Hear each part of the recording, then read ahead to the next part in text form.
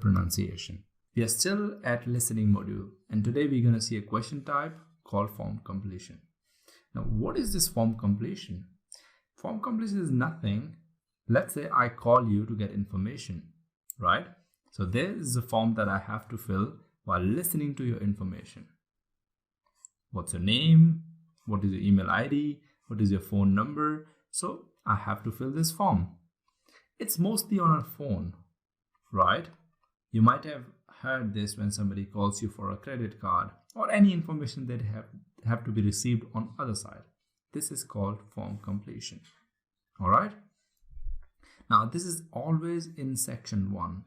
If you don't know what is section 1, I suggest you watch the video about listening sections. I have included all the information required to understand what sections are. There are total 4 sections: section 1, section 2, section 3, and section 4. Difficulty level always increases from section 1 to section 4. And because it always comes, the question type, that is form completion, always in section 1, is the most easiest, though there are some tricks or pointers to understand, but it's comparatively easy than other question types. Okay? In here, it will be a conversation, like in section 1 always. So two people are talking on a call and they're exchanging information, right? As they are talking on call, remember there are 2 sides. That is one who is calling and the one who is receiving the call. That is the caller and the receiver. So one is calling, one is receiving. The person who's receiving the call will have low volume. So you might have seen in movies, the person who's calling, you will get a clear voice. However, on the other side, you might hear as if it is recorded. Same way here, you will get low volume on the other side. I suggest you keep your volume a little bit higher. Yeah, high volume. How can you do that? Remember, in exam, you will get headphones. Okay. You have all the rights or you have control over the volume. Hence, I suggest you when you have section 1, keep the volume a little bit higher. This is one simple tip that can help you to get better score in section 1, especially form completion, right? Next thing is example. Without looking at what kind of question you will be bombarded with, it will be hard for you to understand it. Let's see one now. This is how form completion looks like. Okay, there will be a title, there will be instructions, and below they have questions, right? Let me play the audio. By the way, this is from IELTS.org USA. They have given some samples, so I've included just to give you information how it looks like. Okay, I'm going to play the audio and you're going to answer these questions as when you're listening to the audio. So you ready for that? Let's go for it. Section 1. You will hear a conversation between a clerk at the inquiries desk of a transport company and a man who is asking for travel information. First, you have some time to look at questions 1 to 5.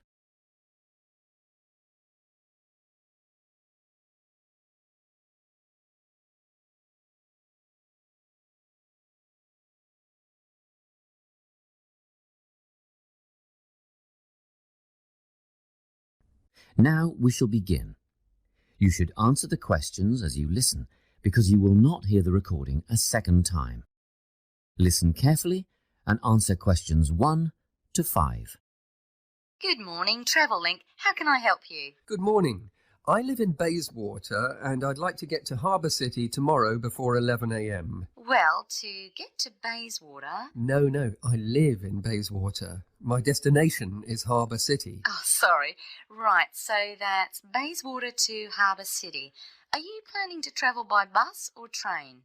I don't mind, really. Whichever option is faster, I suppose. Well, if you catch a railway express, that'll get you there in under an hour. Let's see. Yes, if you can make the 9:30 a.m. express, I'd recommend you do that. Great. Which station does that leave from? Helendale is the nearest train station to you. Did you say Helensvale? No, Helendale. That's Helendale. What's the best way to get to the Helendale station then? Well, hang on a minute while I look into that. Now, it seems to me that you have two options. Option 1 would be to take the 7:06 bus from the Bayswater Shopping Centre to Central Street. When you get there, you transfer to another bus which will take you to the station. Or the second option, if you don't mind walking a couple of kilometres, is to go directly to Central Street and get straight on the bus going to the train station. OK, which bus is that? The 792 will take you to the station. I guess the walk will be good for me, so that might be the better option. What time do I catch the 792? There are two buses that should get you to the station on time, one just before 9 o'clock and one just after. But look, at that time of the morning it might be better to take the earlier one, just in case there's a traffic jam or something. The 8:55 is probably safer than the 9:05. Yeah, I don't want to miss the train, so I'll be sure to get on the 5 to 9 bus. And we are back. I hope you found all the answers, and I hope you found them correct, because we're going to look at the answers now. For the first one, it's 9:30 a.m. For the second one, Helendale. For the third one, Central Station. Fourth one, number or NO or hash. Pound sign. You can call it hash.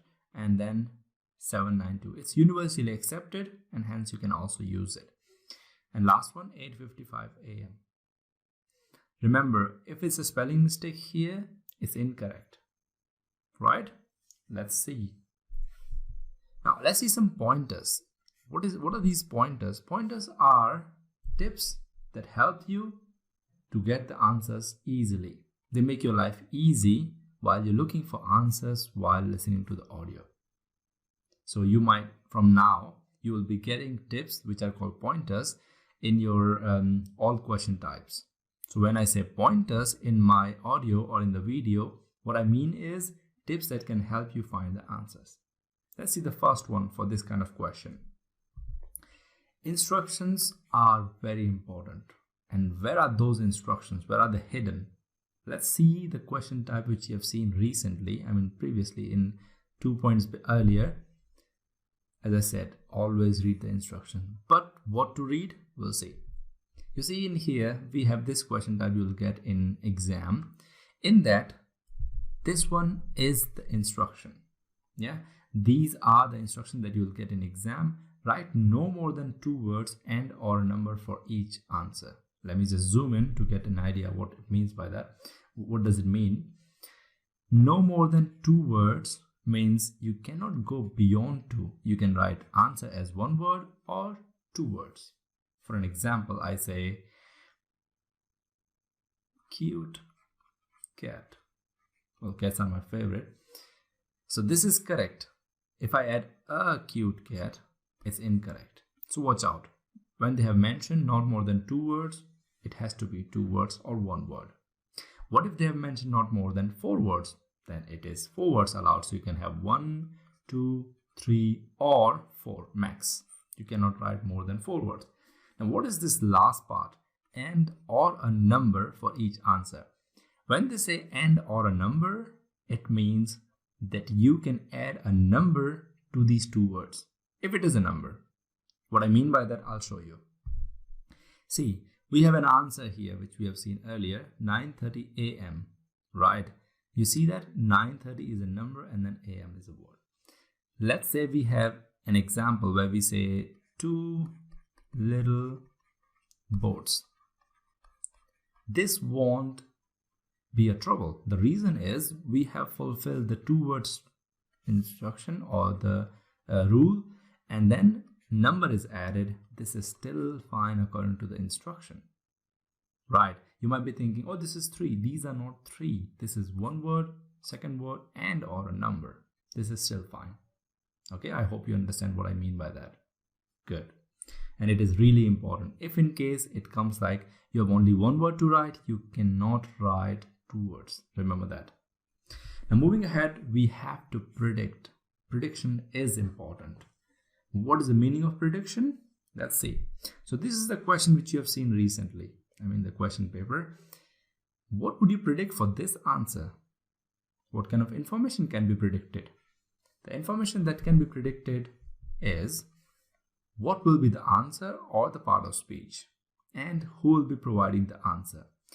Why did I write who? See, this is always a conversation. I think we have seen that earlier, that this is section 1. In section 1 it is conversation between two people. So who will be providing you answer? You can get an idea from predicting. Second thing, what will be the answer? Just a guess, or you can guess the part of speech. Now, what are these part of speech? I think you know what part of speech is. If you don't in detail, please go through the grammar video. The first video itself will be helping you what are part of speech in detail, right? So we have nouns, verbs, adverbs, adjectives, pronouns. You must be knowing this 8, okay? If you don't, as I said, go to the video. Now you can predict. Express train leaves at, it could be a time. The nearest station is, could be what? Name of a station, that's noun, right? Same way you predict the answer, because you will be given time to read the question. Right, 5 of these questions you will be given time. In that time, you predict, you expect an answer. It will get easier for you rather than just suddenly listen to the audio and write the answer. This has saved much time and much answers just by prediction. Yeah. Second is, third is sequence. Now, what is the meaning of sequence? Let's say audio is always played in the sequence with the question. Let's see the questions again. When you look at this, we have question 1, question 2, 3, 4, 5. When the audio is being played, they'll talk about this information, number 1. Then they'll talk about this information, number 2. There can be information between these, but what they can't do is they'll talk about information number 4 and then suddenly go back to 1. They cannot. They have to go in the same sequence, always, in every kind of question and listening.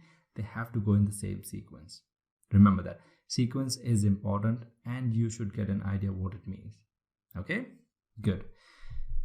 Now, if there are some blanks in the statement, then it is a question. What if there are no blanks? Still, it is important to understand the sequence. What I mean by this one is, let's say there's no blank here. They have given the answer here. You should be listening to this as well for a reason. You have to maintain the sequence, right? What if this answer is provided by them and they continue talking about it and you say, oh, there's no question here, there's no blank here, I can go proceed here? No, because you might miss what is the next one coming. This gives you a hint. This number 3, number 706 bus, when they describe it, now you know, okay, now I have to jump to this one because they have described this one. Hence, if there are no blanks provided in the statement, they won't call it number 3. They will call this one 3, but that is important for you to follow the sequence. Okay, good. Next one is unit and names. One of my favorite, and most people make mistake in this one as well. Now, what is the meaning of unit? Let's say here we have seen some of the question. I just removed the instructions. I just put this directly questions.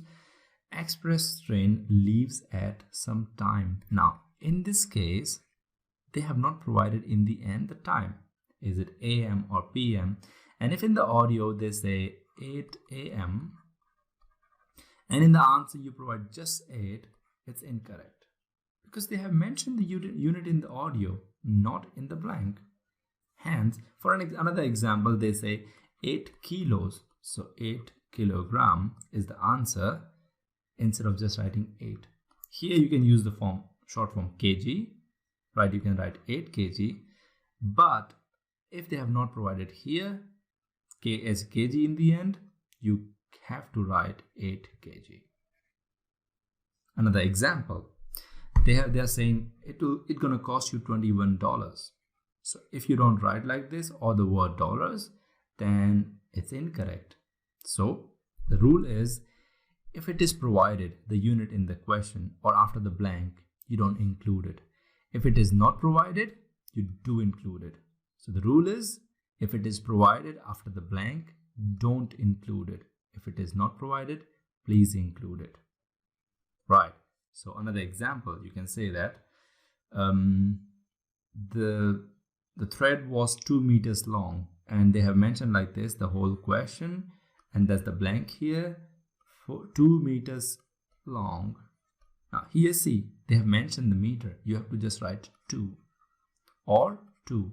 If I write here 2 meters, again I have mentioned it twice because question itself they have mentioned here. That will be incorrect. I hope I'm clear about this part now. If they have provided, don't include it. If they have not provided, please include it. That will make it easier for you. Next one. So in here you can say the same thing. You can check with your answers and see if they have provided or not provided. In this example, they have not provided, hence you have to include it. And now check your answers. If you have not included your AMs and PMs, it's incorrect. Be harsh to yourself initially while checking the answers. Otherwise, you'll get lenient, and in exam you get deductions. Now, what about names? If they have mentioned names, they're going to dictate it. Yes. For an example, you have name called Matthew. They say, hi, my name is Matthew. My name is Matthew James, my full name. And James is provided as blank. Your task is to write James over there, but you don't know how to spell James, right? And they're going to dictate it for you. All the names are dictated when they're answers. They'll say James, right? So remember, if it's dictated, probably it's an answer. Remember one more thing. This is important. Please be quick while writing the answers when the audio is being played. What I mean by this is, let's say we have a question here and they're playing the audio and suddenly I heard the answer, right? When I hear the answer, I'm going to write it like this. When I'm writing like this, I'll try to be, if I am doing it incorrectly, I'll try to be as clear as possible in my question paper. I'll try to write answer properly. But remember, all the answers have to be copied in the answer sheet in the end. You will get extra time for that. Don't worry about that. Hence, try to write it as quick as possible. Don't worry about the handwriting. It should be legible by you. That's it, in the question paper. So the reason for that is so that you don't miss the audio for the next one, the hint for the next one. Write the answer quickly and follow the audio as quick as possible.